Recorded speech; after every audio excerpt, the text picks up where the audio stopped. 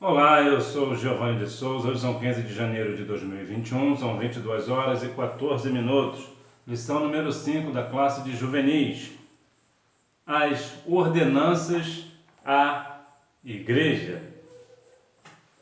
Hoje entenderemos um pouco mais sobre a questão da ordem que Cristo deu à sua igreja. Eu também irei passar para você as respostas aqui do nosso questionário, a hora da revisão, para que assim você venha compreender se você de fato está mandando bem no questionário ou se você errou algumas. Portanto, ide e ensinai todas as nações, batizando-as em nome do Pai, do Filho e do Espírito Santo. Mateus capítulo 28, versículo 19. Introdução. Jesus estabelece duas cerimônias para a igreja: o batismo nas águas e a ceia do Senhor. Enquanto o primeiro aponta a fé em Cristo, o segundo aponta para a comunhão com Cristo. Então veja aqui que nós temos aqui o batismo nas águas, que é a questão da nossa fé. Quando nós somos batizados, nós temos fé em Jesus. E a ceia, que é a questão que aponta para a comunhão, né? Só participa da ceia quem está em comunhão com Cristo. E há uma diferença bem grande entre estar em comunhão com Cristo e em comunhão com a igreja. Nós precisamos estar em comunhão com ambos, tanto em Cristo quanto com a igreja, ou com o corpo de Cristo propriamente dito. Ordenanças do Senhor. O batismo em águas, bem como a Santa Ceia, são duas ordenanças dadas pelo próprio Senhor Jesus durante o seu ministério terreno.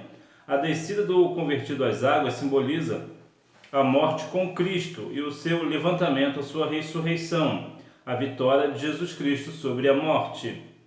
Já a ceia é a celebração por esta salvação recebida. Nela, nós cristãos recordamos a morte expiatória de Cristo, que nos libertou da condenação do inferno. Então vemos aqui uma questão da questão simbólica do batismo, né? Uma vez eu falo simbólico porque o batismo em si, o batismo não salva, não é porque alguém foi batizado que essa pessoa é salva. Veremos um pouco mais adiante a questão da diferença. Geralmente há também a questão da discussão do batismo, tanto por imersão como aspersão, a gente vai ver isso também um pouquinho mais adiante. Daqui a pouquinho a gente fala sobre isso. O batismo é o mergulhar, como algumas pessoas dizem, né, tomar um caldo do pastor. Mas, num sentido aqui mais direto, mais sério, o batismo ele é necessário, né? Vemos que é uma ordenança de Cristo à sua igreja. Nós precisamos ser batizados nas águas, lembrando que o batismo não traz a salvação em si. Entretanto, as pessoas salvas são batizadas. E a descida do convertido às águas simboliza a morte com Cristo. Quando a pessoa é batizada, ela simboliza ali a morte com Cristo, ou seja, ela está morrendo para o mundo e vivendo com Cristo. Ou aqui na questão simboliza a morte com Cristo, né? E o seu levantamento, a sua ressurreição, ou seja, a pessoa que foi batizada nas águas, então ela morreu com Cristo e levantou ressuscitado com Cristo. A ideia exata é essa. Propósito do batismo. O batismo não tem poder de salvar o pecador, mas é um cerimonial importante, como integração do novo crente à família de Deus, um marco da sua morte para o pecado e ressurreição para uma nova vida em Cristo. Existem os seguintes tipos de batismo.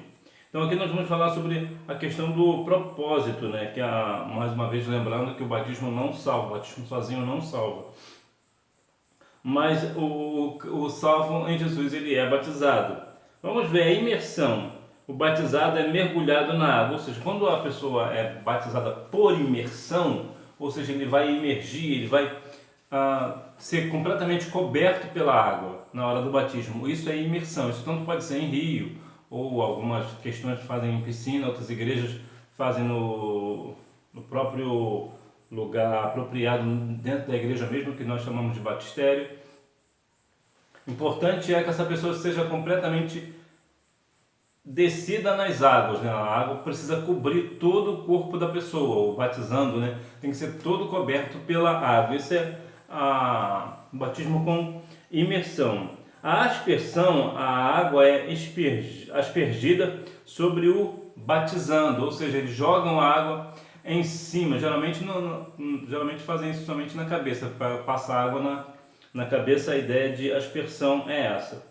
Efusão, a água é derramada sobre a cabeça do batizando, ou seja, esse já joga, né? Já é como se pegasse um jarro e jogasse na cabeça do batizando. E a questão do pedobatismo, que é o batismo infantil.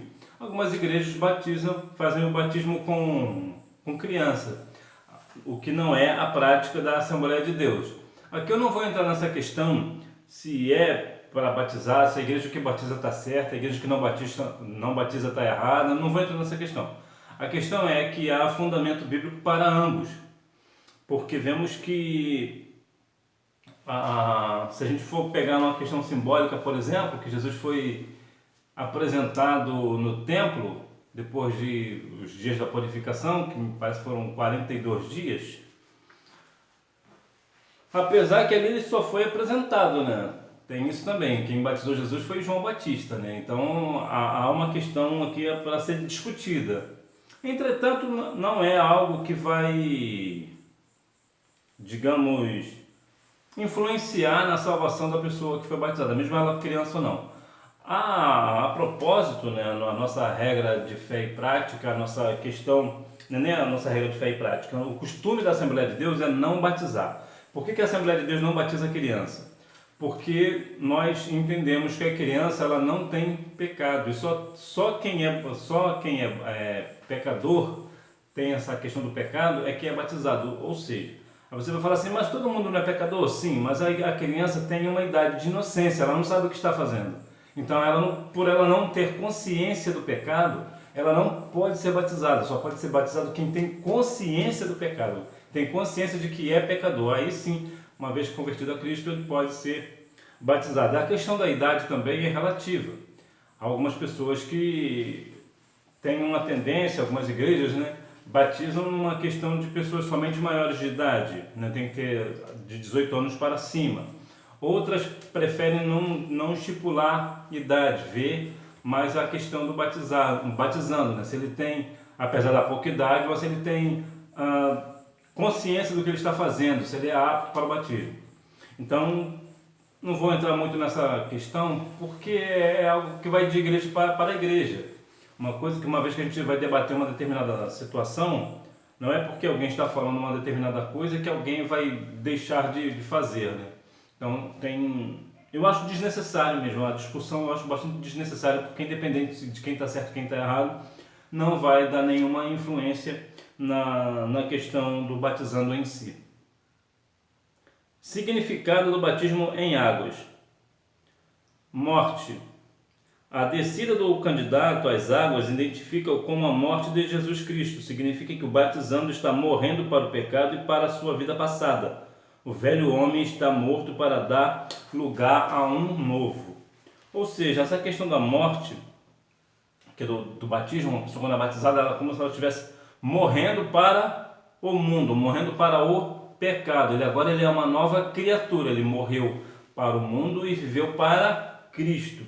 Isso é um dos significados do batismo das águas. O outro significado, que é a questão do sepultamento. A imersão, a submersão do batizando nas águas aponta para o seu sepultamento com Cristo. É a forma de proclamar ao mundo que sepulta ali para sempre a velha natureza. Então aqui, o que dá mais ou menos a ideia, né, da morte também, né, nós sermos sepultados com a nossa velha natureza. Agora nós temos uma nova natureza em Cristo. A ressurreição. O terceiro significado está relacionado ao novo nascimento. Ao se levantar das águas, inicia-se uma nova vida, que o postulante levará dali em diante como filho de Deus. Ou seja, as coisas velhas se passaram, eis que tudo se fez novo. É uma nova criatura, né? A ideia mais é essa, de ser uma nova criatura, ter agora a vida em Cristo.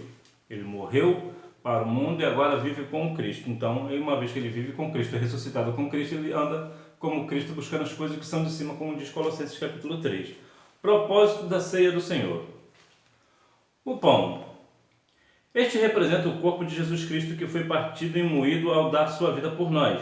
Jesus é o pão vivo que desceu do céu, e quem dele se alimenta tem a vida eterna, pois supre os espiritualmente famintos. Então veja que aqui há algumas questões para se falar sobre a questão do pão. O corpo de Cristo, que tipifica o pão, né? Ou pão tipifica o corpo de Cristo, que eu acho que seria o ideal. Ele nos representa a questão de Cristo ter morrido na cruz do Calvário por nossos pecados, as nossas transgressões. Também há uma outra questão bastante interessante, que eu vou ler aqui para você, que está em 1 Pedro capítulo 2, versículo 24, que fala assim: Ele mesmo levou em seu corpo os nossos pecados sobre o madeiro, para que, mortos para os pecados, pudéssemos viver para a justiça. Pelas suas feridas fostes sarados. Podemos ver, então, que o pão também pode simbolizar para nós a cura do nosso corpo.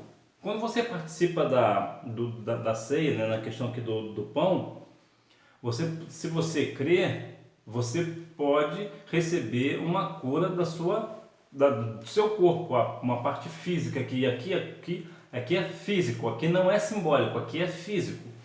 Porque há um relato de uma moça internada nos Estados Unidos, quando ela leu 1 Pedro 2, 24, que eu li aqui para você, ela estava com câncer e ela começou a glorificar a Deus dentro da sala de onde ela estava internada. Ela começou a glorificar ao Senhor e a junta médica não entendia muito bem o que estava acontecendo e foram perguntar para ela. Ela foi e mostrou o que ela acabara de ler e ela disse: está escrito aqui, então se está escrito aqui, eu não tenho mais o câncer.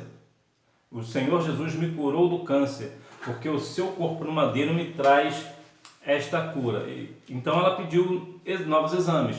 E realmente, quando a junta médica foram refazer os exames, de fato, ela não tinha mais o câncer. Ela recebeu pela fé a sua cura. Então o pão, ele tanto significa que a questão do corpo de Cristo, como foi partido e moído para dar a sua vida por nós, na cruz do Calvário, como também nos dá, aqui acho que Isaías 53 também vai nos falar alguma coisa sobre isso.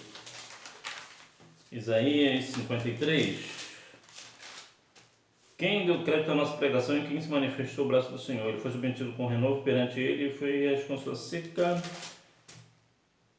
Eu acredito que tenha sido... Ele foi ferido por nossas transgressões e moído pelas nossas iniquidades. O castigo que nos traz a paz estava sobre ele, e pelas suas pisaduras fomos sarados. É Isaías 53, 5. Isaías 53, 5. Então, pelas suas pisaduras nós fomos sarados. Então, não somente Cristo morreu na cruz do Calvário para nos dar vida, mas também para sarar o nosso corpo doente. Então, sim, quando você participa da ceia, ou quando você participar da ceia do Senhor, e você estiver com alguma enfermidade, se você crer, o Senhor irá te curar. O vinho, normalmente simbolizado pelo suco de uva, este é o elemento representativo do sangue do Cordeiro derramado para purificar e vivificar as nossas almas. É o sinal bíblico da nova aliança, pelo qual somos vinculados a Deus Pai. Então o vinho aqui ele simboliza a questão do sangue que foi derramado na cruz do Calvário para que nós tivéssemos vida, tivéssemos salvação na pessoa de Cristo. Jesus era o Cordeiro que precisava ser crucificado ou imolado ou em holocausto, como você preferir, para que assim o sacrifício de Cristo fosse perfeito, para que assim todos os nossos pecados fosse não somente coberto, mas agora sendo completamente aniquilado. Agora todo o nosso pecado é aniquilado, então agora nós podemos entrar nas mansões celestiais. Uma vez que nós estávamos condenados à perdição, agora não estamos mais. Por quê? Porque o sangue de Jesus Cristo nos purifica de todo o pecado. Uma vez que nós somos purificados de todo pecado, nós temos liberdade para estar na presença do Senhor e certamente nas mansões celestiais. Tríplice significado. Memorial, aqui ainda falando da questão da ceia, né? Memorial, do grego anamnesis, porque traz à memória a lembrança do sacrifício expiatório de Cristo para nos livrar do poder do pecado e da morte. Foi aquilo que eu acabei de falar. Isso aqui é mais um conjunto, né? Mais uma repetição mais de ideia, né? Só para ficar bem fixado em nós, no nosso coração. Ação de graça, do grego Eucaristia, agradecimento por esta salvação. Nós precisamos, claro, dar sempre graças a Deus por esta salvação. Muitas das vezes nós glorificamos a Deus porque Deus nos dá algo, e sim, nós devemos ser gratos ao Senhor. Entretanto, ainda que Deus apenas, isso não é apenas aqui, é uma forma de dizer, né? Se Deus apenas desse Cristo, nós já deveríamos ser muito, mas muito gratos a Deus por isso, glorificar ao Pai por isso. No entanto, parece que a nossa adoração hoje é mais quando Deus nos dá alguma coisa material. Parece que nós nos esquecemos do valor da salvação. Parece que as pessoas hoje não esperam mais a volta de Jesus, parece que não querem mais morar no céu, parece que perderam o desejo, o anseio de estar nas mansões celestiais com o nosso Senhor. Parece que nós deixamos de dar ações de graça, culto em ação de graça, glorificar a Deus porque Cristo nos salvou. É como se Cristo não tivesse feito absolutamente nada por nós. E tudo que o Senhor fez na cruz do Calvário foi justamente nos dar liberdade para entrar no Santo dos Santos, para que nós venhamos conhecer a Deus nas mansões celestiais, conhecer a Cristo face a face. E parece que nós não damos muito valor a este negócio, mas que nós venhamos dar graças ao Senhor por esta tão valiosa graça. Comunhão, do grego koinonia, apontando para o nosso relacionamento com Deus e um com os outros. Até um grupo, né, chamado, né, que o Ministério de Louvor Koinonia, né, que vem a questão aqui da comunhão. Então vemos que nós temos que ter uma comunhão com Deus e um com os outros.